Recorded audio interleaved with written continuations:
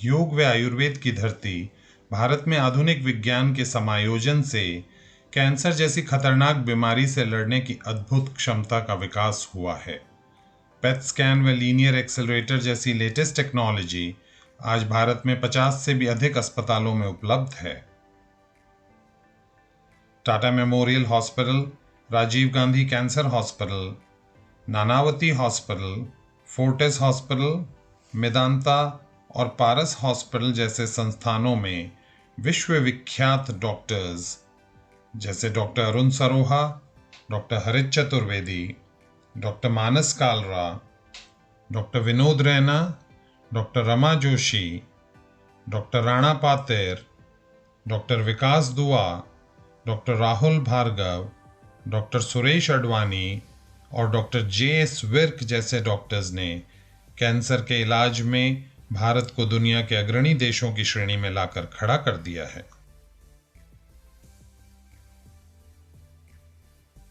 Talking about कि इसके कारण क्या होते हैं, बोन कैंसर या सार्कोमास बनता क्यों है, तो as such in 95% of the cases there is no particular reason या कोई मुख्यतः कारण नहीं होता जिसे हम कह सकते हैं कि ये बोन कैंसर बन जाता है। Unfortunately most of the times bone cancer बच्चों में देखा जाता है। फॉर एग्जांपल ऑस्टियोसार्कोमा 10 से 20 साल की उम्र में, जो एक ग्रोइंग एज ग्रुप होती है बच्चों के लिए, they are not expose to any risk factors जिन्हें हम कह सकें कि जिसके कारण ये कैंसर बन जाता है। सिमिलरली एक कैंसर होता है जिसे हम इविंग सार्कोमा कहते हैं, वो 5 से 15 साल की उम्र में बहुत कॉमन होता है। कॉन्ड्रोसार्कोमा 35 से 40 साल की उम्र के बाद कॉमनली देखा जाता है। But as such in 95% of the cases there is no particular reason कि ये बोन कैंसर हमें बनते हैं। वी कॉल इट इडियोपैथिक, कि ये आप आम भाषा में मुझसे पूछें तो we can just say it कि it is plain bad luck for patients कि ये बोन कैंसर बच्चों में बन जाते हैं। When we talk about secondary bone cancers या bone metastasis, तो इसके अंदर already the patient is suffering from cancer of some part of the body like lung cancer, breast और prostate, and जब वो advanced stage में पहुंच जाते हैं या treatment properly नहीं कराते हैं, so this cancer can go into the bones which we call as bone metastasis. The most important symptom या जो main presenting symptom bone cancer में देखा जाता है दैट इज बोन पेन, कि यदि पेशेंट या जिसको बोन कैंसर डेवलप हो रहा है वो एक particular reason of the body, may be in some arm bone या हमारी फोर आर्म में या लेग में या थाई में, एक पर्टिकुलर रीजन में they will complain of pen.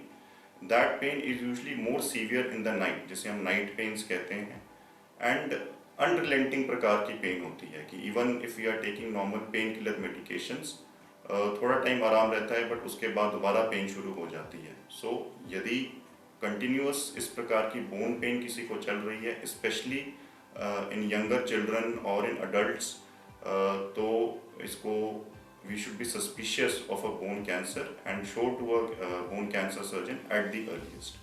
So apart from pain there can be many other symptoms like a swelling, कहीं पे गांठ बन सकती है, जो एक प्रकार से आप कह लो कि sometimes patient can even feel them, जिन्हें हम palpable swellings कहते हैं, and यदि ये कूल्हे की हड्डी में है या हमारी थाई की बोन में है तो तो patients can even have difficulty in walking, और जिसे हम कहते हैं limp के साथ भी present कर सकते हैं।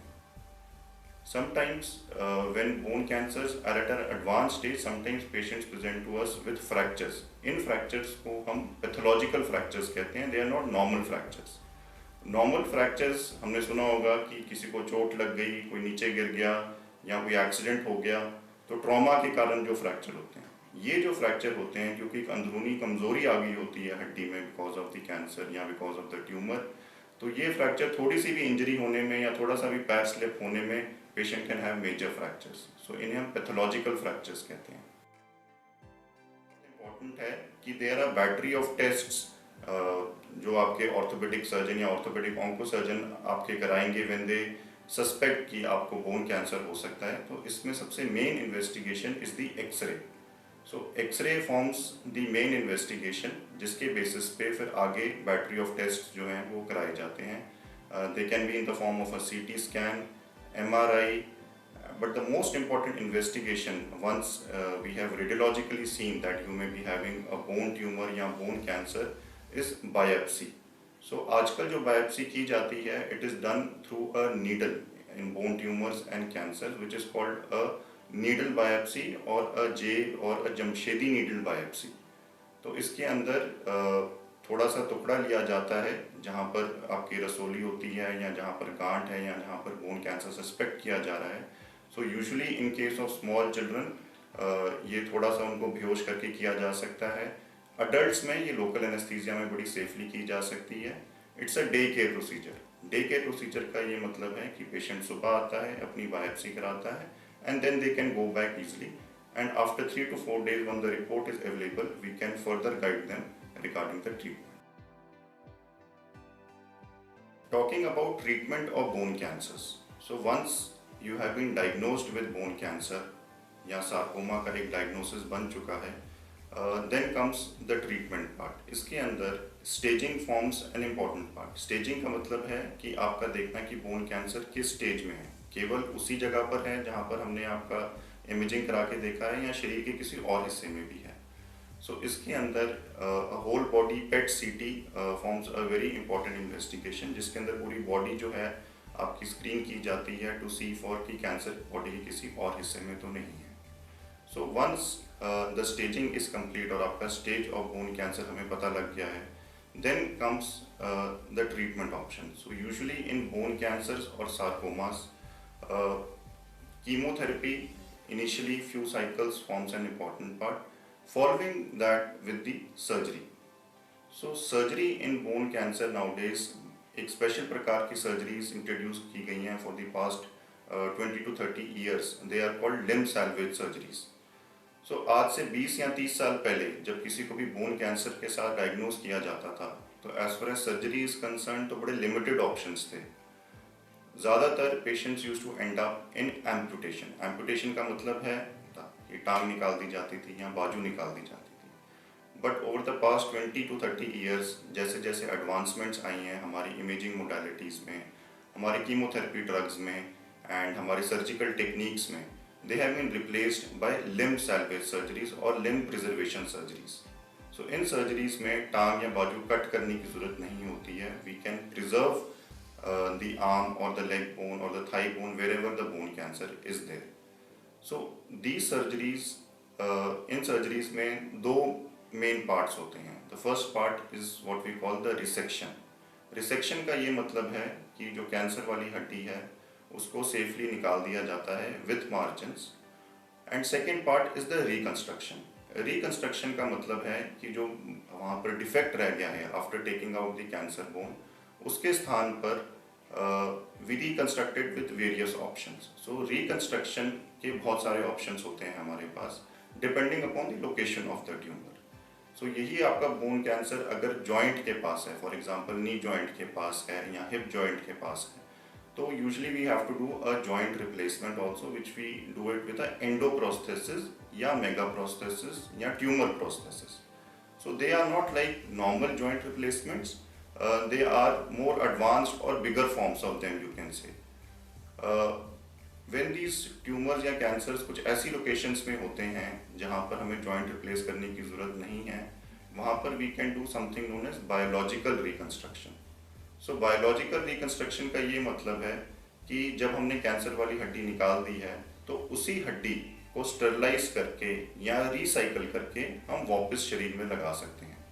तो रिसाइकलिंग करने के बहुत सारी टेक्निक्स होती हैं हमारे पास. या तो हम उस हड्डी को रेडिएशन दिला सकते हैं जिसे हम ECRT कहते हैं, एक्स्ट्रा कॉर्पोरियल रेडियोथेरेपी, या एक आज का लेटेस्ट ट्रीटमेंट ऑप्शन है विच वी कॉल क्रायोथेरेपी, कि उसी कैंसर हड्डी को हम लिक्विड नाइट्रोजन से ट्रीट करते हैं ऑपरेशन थिएटर में and we put it back into its place.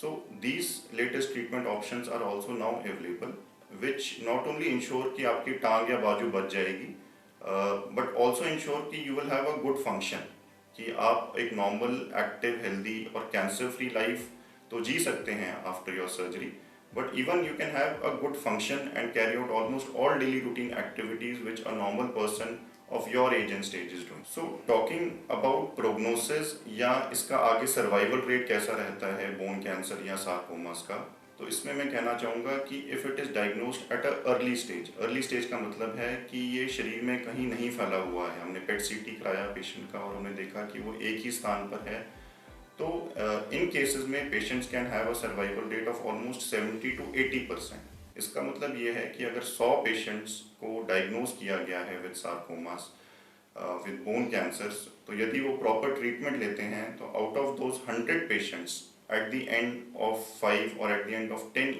years 70 to 80 patients will be alive and they will be leading a normal healthy life, so which is a very good prognosis or survival rate in sarcomas provided we diagnose it at an early stage and we get the proper treatment done.